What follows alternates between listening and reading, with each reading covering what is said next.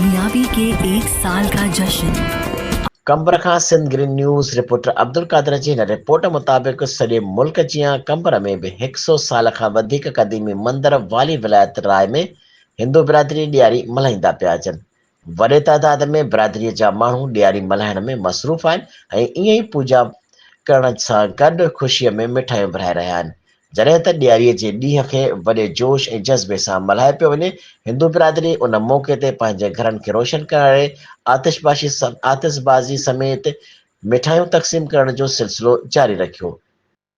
जॾहिं त मंदर में ॾिया ॿारे पाकिस्तान जी सलामती लाइ ऐं पंहिंजे लाइ दुआऊं घुरियूं वयूं।